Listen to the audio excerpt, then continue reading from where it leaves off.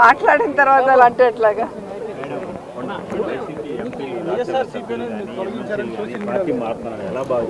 వాళ్ళని అడగాలి సార్, వెళ్తున్న వాళ్ళని అడగాలి. ఇది ఈరోజు కాదు, గతంలో కూడా జగన్మోహన్ రెడ్డి గారి ప్రభుత్వం అపోజిషన్లో ఉన్నప్పుడు 2014 to 19 కూడా ఇలాగ చాలామంది మారారు. మారిన వాళ్ళు ఏమయ్యారో కూడా మనం కళ్ళారా చూసాం. సో ప్రజల చేత ఒక పార్టీ సిద్ధాంతాలు నచ్చి ఎన్నుకోబడి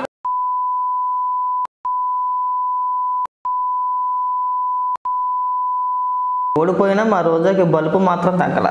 అలా తిరుమల తిరుపతి దేవస్థానానికి వెళ్ళి దర్శనానికి వెళ్ళి సేమ్ మళ్ళీ అదే వాగుడు, పాత వాగుడే. అప్పట్లో ఎలాగైతే మొరగేదో ఇప్పుడు కూడా అంతే. అయితే మాట్లాడే విధానంలో కొంచెం మార్పు వచ్చింది. అప్పుడంటే నోటికి ఏదొస్తే అది మాట్లాడేది. ఇప్పుడు అధికారంలో లేరు కాబట్టి కాస్త ఒళ్ళు దగ్గర పెట్టుకొని కొంచెం జాగ్రత్తగా విమర్శలు చేసింది. సేమ్ మళ్ళీ గుర్లవల్లేరు కాలేజీలో కెమెరాలు పెట్టారు, వీడియోలు రికార్డ్ చేశారు, అమ్ముకుంటున్నారు, ప్రభుత్వం నిద్రపోతుంది. అదే జగన్మోహన్ రెడ్డి ఉంటే ఈ పాటికి పీకి కట్టలు కట్టేద్దు. అసలు జగన్మోహన్ రెడ్డి హయాంలో మహిళల పైన అసలు దాడులే జరగలేదు. అలాంటి సంఘటనలు ఎక్కడైనా జరిగినాయా అని చెప్పేసి మాట్లాడుతుంది. నీకు ఏమైనా సిగ్గు ఉందా? నువ్వేమైనా కడుపు అన్నమా తినేది గడ్డ? రోజా 3 నెలలు చక్కగా విహారయాత్రలు చేసావు, శుభ్రంగా తిరిగావు. స్పెయిన్ అని, లండన్ అని, అక్కడికని, తమిళనాడు అని, క్లబ్బులని, పబ్బులని నీ ఇష్టానుసారంగా తిరిగావు. ఇవాళ వచ్చి ఆధారాలు లేకుండా ఆరోపణలా. నిన్న క్లియర్గా అధికారులు ఏం చెప్పారు? అక్కడ ఎలాంటి కెమెరాలు లభ్యం కాలేదు. ఏవైతే ఫోన్లు, ల్యాప్టాప్లు సీజ్ చేశారో, స్వాధీనం చేసుకున్నారో అందులో కూడా ఎలాంటి వీడియోలు దొరకలేదు. సో విద్యార్థులు భయపడాల్సిన అవసరం లేదు.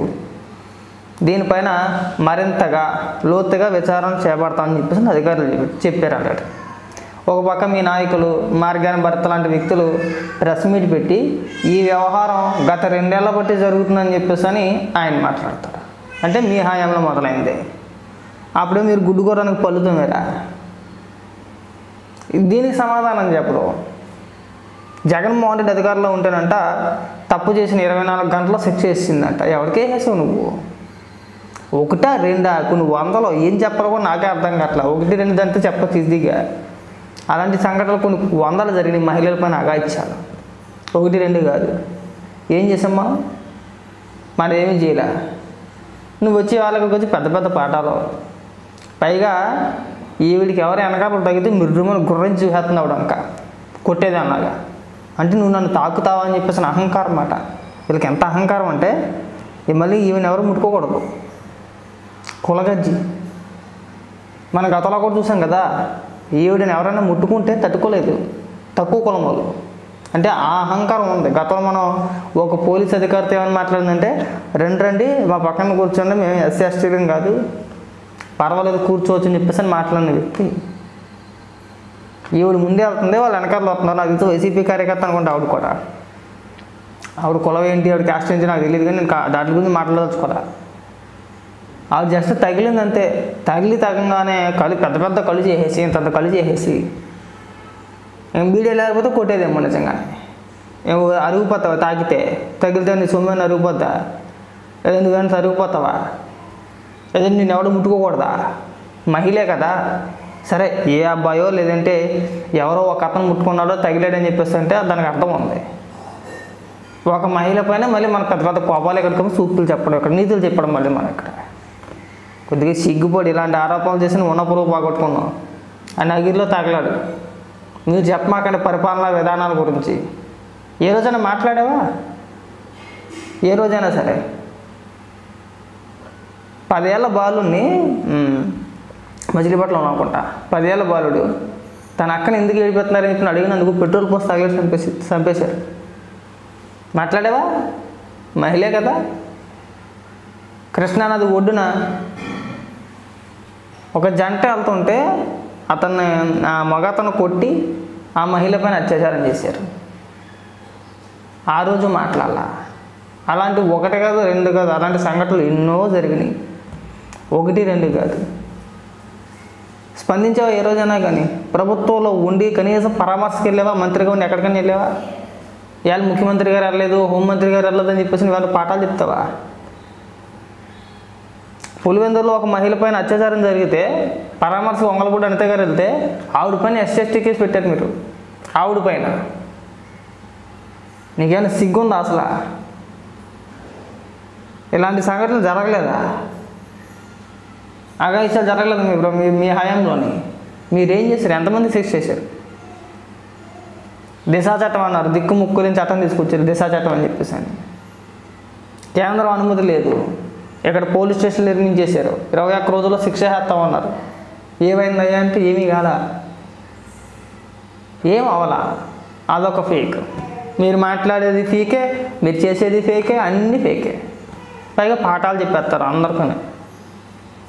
ఓడిపోయినా సరే బలుపు మాత్రం తగ్గల. ఈ బలుపు తగ్గించుకుంటేనే మంచిది. మాట్లాడే ముందుకు దోలు దగ్గర పెట్టుకుని మాట్లాడాలి. విమర్శ చేయొచ్చు కాదనట్లా, ఆధారాలన్న ఆరోపణలు తెస్తే దెబ్బలు తినేస్తారు. నీ పైన వచ్చిన ఆరోపణలకు ఇప్పుడు వచ్చి స్పందించావా ఏ రోజైనా సరే? నువ్వు ఆడదాం ఆంధ్ర అని చెప్పేసి నువ్వు 100 కోట్ల రూపాయలు తినేసావని, ఇప్పుడు ఏదైతే తిరుమల తిరుపతి దేవస్థానానికి వెళ్ళావో అలాగే అధికారంలో ఉన్నప్పుడు వారానికి 4 రోజులు అక్కడే ఉండేదానికి. వీఐపీ బ్రేక్ దర్శనాలని చెప్పేసి అని కూడా ఒక 30 మందిని 40 మందిని ఎండబెట్టుకుని తీసుకెళ్ళిపోయేదానికి. అవి కాకుండా లెటర్లు అమ్ముకున్నారు, కూడా తీసుకెళ్ళి మనిషికి ఇంత అని చెప్పేసి వసూలు చేశారు. అది కాకుండా శ్రీవాణి ట్రస్ట్లో తినేసామని చెప్పేసి కొన్ని ఆరోపణలు వస్తున్నాయి. అది కాకుండా నగరిలో ఉన్న 5 మండలాన్ని పనిచేసుకున్నారనే ఆరోపణలు వస్తున్నాయి. స్వయంగా మీ నగరి నాయకులు చెప్పారు, వైఎస్ఆర్సీపీ పార్టీ నాయకులు. రోజా పనిచేసుకున్న నగరిని ఒక అన్నయ్యకేమో ఒక మండలం, ఒక అన్నయ్యకి ఒక మండలం, తన భర్తకు ఒకటి, ఈవిడికో 2 మండలాల వారీగా పనిచేసుకున్న నగరిని అని చెప్పేసి అని మీ వైఎస్ఆర్సీపీ పార్టీ నాయకులే ఎన్నికల ముందు ప్రెస్ మీట్ పెట్టి మాట్లాడితే దాని గురించి వాళ్ళ వరకు కూడా ఎక్కడా నోరు విప్పి మాట్లాడలేదు. నువ్వు ఇవాళ వచ్చి పాఠాలు చెప్పాలి ఇక్కడికి. ప్రభుత్వానికి తెలియదా ఏం చేయాలి ఏంటనేది? ఎప్పుడైనా కనపడ్డావు నువ్వు అసలు? గత 5 ఏళ్ల కాలంలో మీ ప్రభుత్వ హయాంలో మహిళలపైన జరిగిన దాడులు కానీ అఘాయిత్యాలు కానీ ఎప్పుడైనా పన్నెత్తి ఒక్క మాట మాట్లాడేవా? లేదు. ఇవాళ ఎక్కడ ఏ సంఘటన జరిగినా బాధ్యతగా హోంమంత్రి గారు వెళ్తున్నారు. నువ్వు ఏ రోజైనా మాట్లాడేవా? మహిళా కమిషన్ చైర్మన్ ఎవరో వాసిరెడ్డి పద్మ, ఆవిడ మాట్లాడిందా? ఇప్పుడంటే గజ్జలక్ష్మికి ఇచ్చారులే. గజ్జలక్ష్మికి శ్రీరెడ్డికి పెద్ద తేడా ఏమి ఉండదు, ఇద్దరికిద్దరే ఇంచుమించు. అంటే భాష పరంగా, వ్యక్తిత్వాలు కాదు భాష పరంగా ఇద్దరు సేమ్ ఒకటే.